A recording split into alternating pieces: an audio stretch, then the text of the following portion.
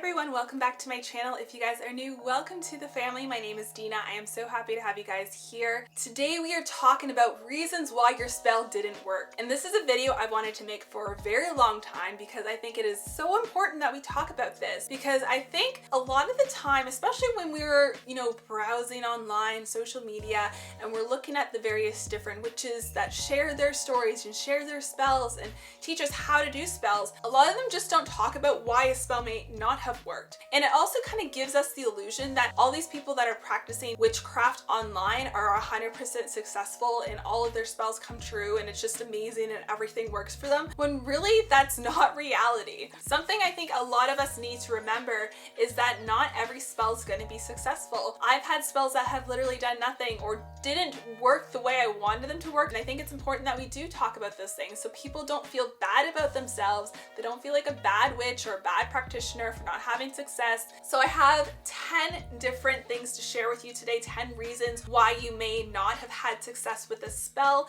that will hopefully help you with your practice. Reason number one, your energy work just needs more practice. Now, energy is a really big part of magic. Like, you have to know how to raise your energy. You have to know how to channel your energy. So until you've really understood how energy flows through you and how to work with that energy, you may have a very difficult time casting a successful spell. Now, there could be different things involved in this. Perhaps you have a hard time visualizing. Perhaps you have a hard time channeling. Perhaps you have a difficult time focusing. There's so many different key components that you can really zoom in on and ask yourself, where do I need work here? And everyone can improve their energy work in some way to some degree. Nobody's perfect with that. I know I still, struggle with certain things at times, especially if you have a monkey mind and you struggle with that focus. So to really improve on this skill so that you have better success in your spell work, if this is the main issue that you struggle with,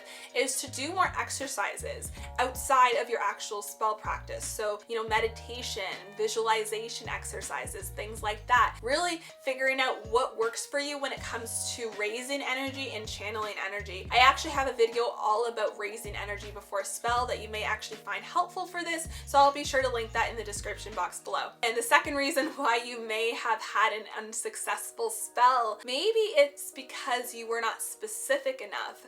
And let me tell you, I've had this problem before. I've literally asked for something before and I wasn't specific enough and it kind of backfired on me a little bit. And this sometimes happens. We say something that we want, but we don't voice it clear enough for the universe that the universe is okay, let me manifest that for you, but it doesn't really work out the way you wanted it to be. So being very specific down to every little detail about what your intention is actually super duper important. And also maybe digging deep as to why you're not getting super specific. And it might have just been a little mistake on your part. Maybe you aren't used to setting intentions, maybe you're not used to casting spells, so you don't actually realize how specific you have to be. But sometimes we also don't get very specific because we are afraid to ask for something.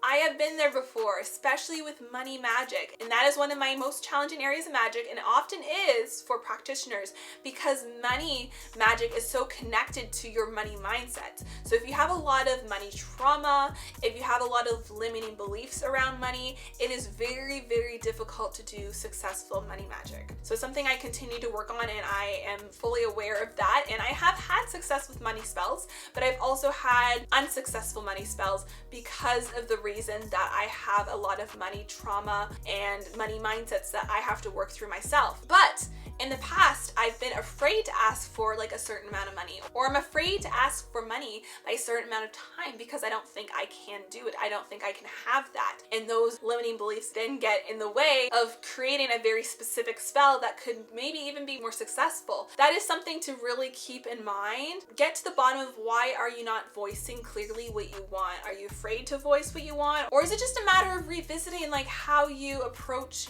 creating spells and how you can be a little bit more specific about your spell. Number 3, and I needed to throw this one in because some people just get impatient. Maybe your spell just hasn't manifested yet. And you know, sometimes when we cast spells, we expect it to like happen like tomorrow or within a week or within a month, but sometimes magic doesn't work that way. And you know, magic is very much connected to the physical world too. Sometimes magic is working behind the scenes before you can actually really see it, but it's a certain chain of events that need to happen for it to manifest. So you don't fully see what's happening, but the universe is like, hey, like I'm working on it, it's getting there, it just hasn't happened yet. So that's another thing to keep in mind. Don't be too quick to assume that your spell didn't work, because also that negative energy, that negative mindset of like, oh, it's not working, is also going to throw off your spell too. So be open-minded and positive and thinking that it's coming to me, it just, you know, maybe hasn't happened yet. But that doesn't mean that you shouldn't maybe still do more magic around that area, because it could help amplify it. If it's a money jar or something like that, you can continue working with that spell jar, you can continue adding intention into it, you can shake it up, you can charge it, or whatever it is to keep the energy flowing, keep it fresh, because that's another important thing. With some spells require you to approach them more than once. Sometimes you kind of have to keep working with them, and especially if it's like an altar space or something, continue working with that altar space, continue meditating on that altar space. So yeah, sometimes the spells just haven't manifested yet, but that doesn't mean that it hasn't worked. That doesn't mean that it's not going to work. You just need to give it some more time. 4th reason why your spell maybe didn't work.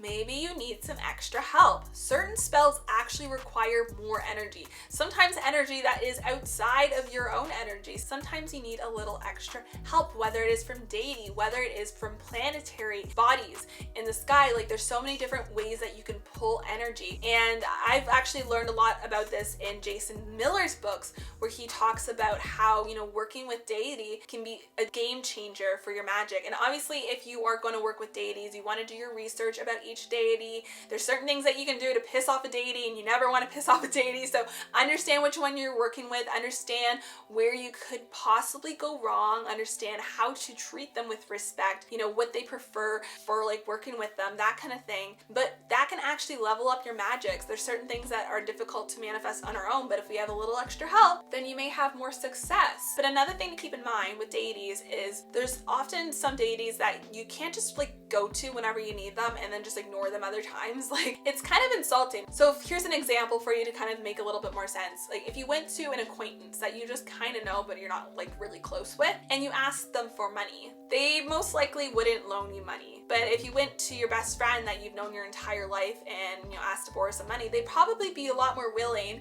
to help you out because they know and trust you, and they know that you'll get the money back to them.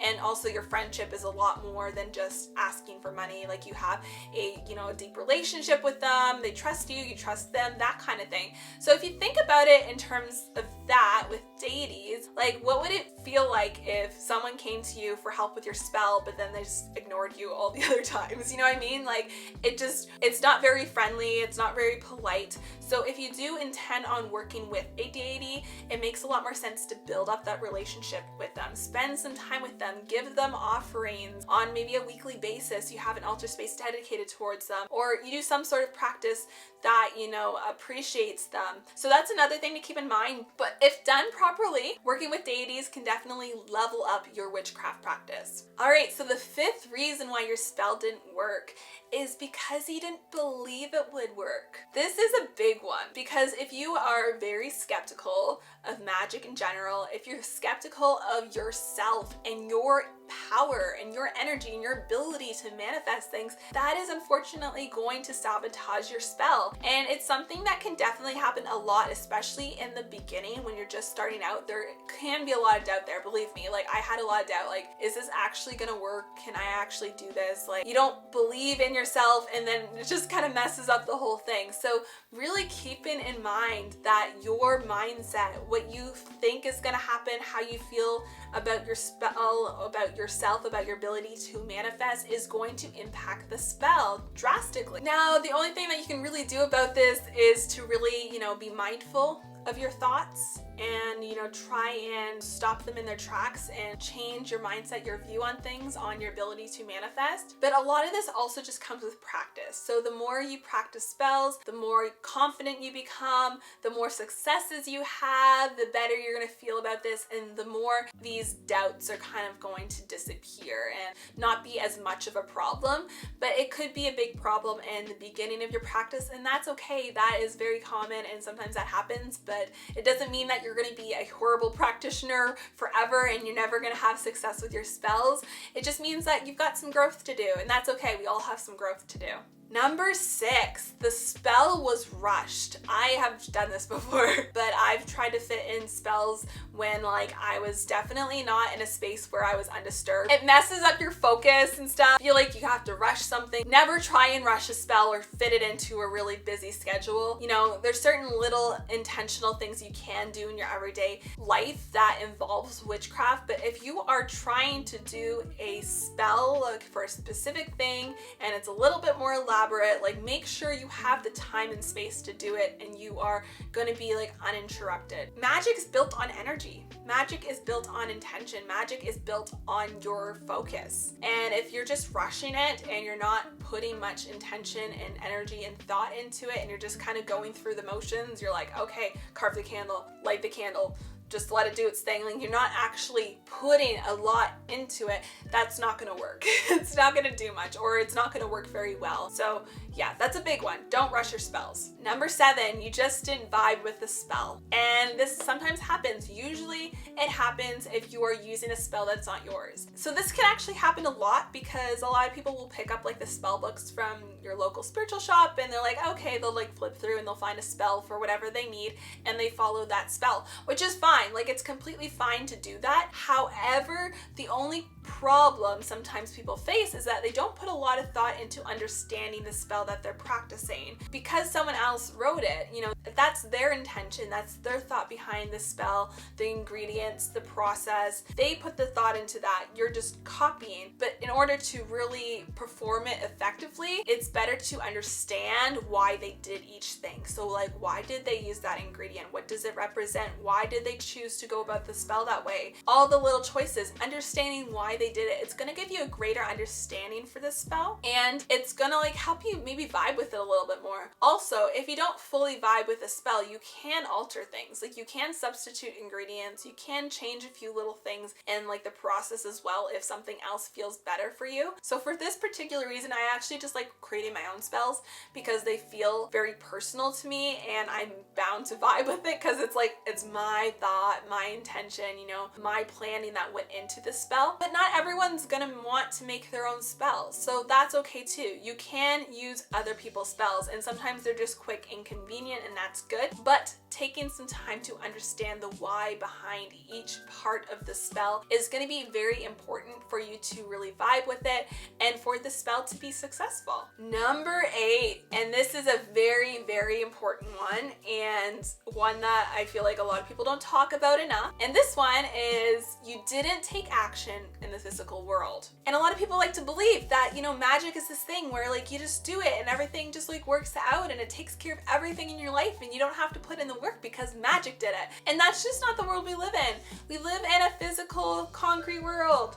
There's physical objects, there's like molecules, it's not just energy. Energy is a big part of this world, but it's not everything. And one of the biggest examples I always tend to give, and I'm sure I've mentioned it on one of my videos in the past, is like if you're doing, you know, a spell to get a job or something or make more money, but like you don't actually hand out your resume. Like you don't do the things that you need to do to get a job. Like that's just sabotaging yourself. You know, someone's not gonna just knock on your door and be like, I just had a feeling that I needed to hire you. So as much as I believe that energy and intention and magic is real and it's very powerful, we do still have to do certain things in this physical world to make things happen. You have to combine the magical with the mundane, you know, that spiritual, energetic energy with the physical action. The two have to work together. And Jason Miller also talks about this a lot in his books too, which I love because I think it's something that every beginner witch needs to learn about is, you know, you have to have both. So maybe the spell didn't work because you you didn't actually take action. You just did a spell and you sat on your butt and you just hoped that the universe would give it to you and just hand it to you, you know, without actually putting any work in. But that's not how it works. You gotta show up. You gotta show up for yourself. You gotta show the universe that you are willing to do the work, that you are worthy of this manifestation. Number 9, this is also a big one. They're all big ones. They're all relevant, but you were not in a good headspace. You have to be in a good headspace for energy work. You just do. And it's the same for magic. Magic is a form of energy work, you know? Like, you wouldn't want to go to a Reiki healer for a Reiki session if they're in the middle of a mental breakdown. Like, imagine all of that chaotic, stressful energy literally being channeled into your body. Like, there's certain things that you just don't do when you're not in a good place. And casting spells is one of those things, because either one, it won't work, which is like the least bad thing that can happen. Like, it sucks, but at least nothing really happened. But the worst thing that could happen in that case is it actually backfires and energetically does something completely opposite of what you want to do. Like, maybe it actually, you know, harms you or sabotages you in a way that you weren't expecting because you're in such a bad headspace. And obviously this is going to depend on like the degree of mental health challenges that you're having, where you're at, you know, what you're actually dealing with. But I can tell you from my experience that when I am not in a good headspace, when I am energetically depleted, I don't practice, because one, I just don't have the energy to. Like, I can't. I don't have the energy to do a spell. I'm not in the right place for it. And two, I know it's not going to work. Like, it's not a good time to practice. So wait until you're in a good headspace. There are different simple ways that you can incorporate magic into your self-love, self-help routine that could really help you and, you know, help you get your energy back, help you, you know, take your power back, that kind of thing. Usually it involves more like meditative practices and stuff like that. But when it comes to like casting spells, like if you're trying to do a money spell or like a love spell, if you're really trying to do an elaborate spell to manifest something, not the time to do it. Wait until you're in a better headspace. Take care of you first. Do the magic later. And the final tip I have for you, the final thing that might be blocking you from having successful spells, is that you just need to try a new technique. A lot of us just kind of assume that like we should be practicing every single type of magic. You know, if it works for someone else, like why wouldn't it work for me? But in reality, we tend to like gravitate towards different spells. And the only way that you can really understand what you gravitate towards and what works for you is if you try a bunch of things and you experiment and you learn and you read, but you learn what things work best for you. And for me, in my personal experience, I find candle magic is great for me. I also love working with herbs too, and I love that too, and I vibe with anything, you know,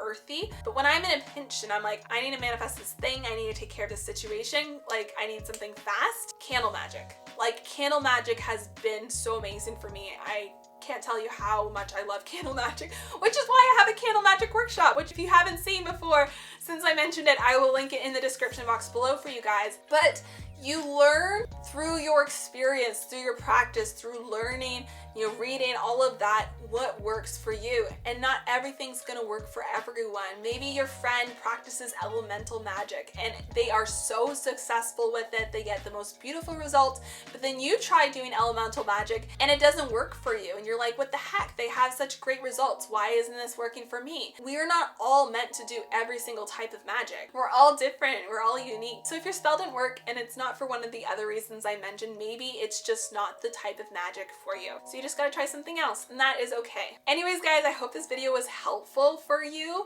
Maybe there were some things that I mentioned that kind of triggered a thought and you were like, oh, maybe that's why this spell didn't work. Maybe I should try this instead. And I really hope this encourages you to, you know, be open to trying new things and not get too hard on yourself when things don't work out the way you had hoped, the way you had planned. None of us are perfect. None of us have spells that work 100% of the time. Sometimes they don't work. Sometimes life events, emotions, things get in the way of a successful spell. And that is okay. We are all human. We all have so much room to grow, which is one of the exciting things about life. Don't forget to hit that subscribe button because I post new content every single week and I wouldn't want you guys to miss out on it. Thank you again so much for watching, and I'll see you guys in the next video. Bye bye, guys.